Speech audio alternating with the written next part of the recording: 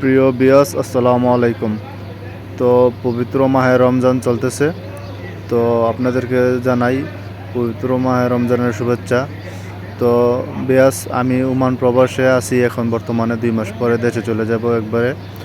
তো বিয়াস, তো এই যে মসজিদ মসজিদের মসজিদের মাঝে যে মসজিদের পাশে যে আশেপাশে যে মহল্লা আছে, ওই মহল্লার আরব রাষ্ট্রের যে আরব কান্ট্রির লোকেরা তো এই ইফতারিগুলো দিয়ে থাকে। তো বিয়াস দেখেন, বড় একটা পার্টি হয়েছে।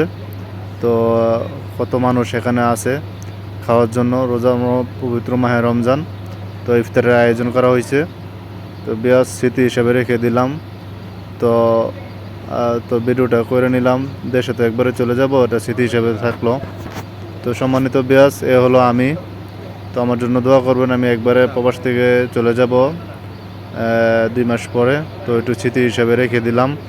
তো যদি অবশ্যই ভিডিওটা ভালো লাগে, শেয়ার কমেন্ট করে জানাবেন। তো ইফতারের আয়োজন কেমন লাগলো।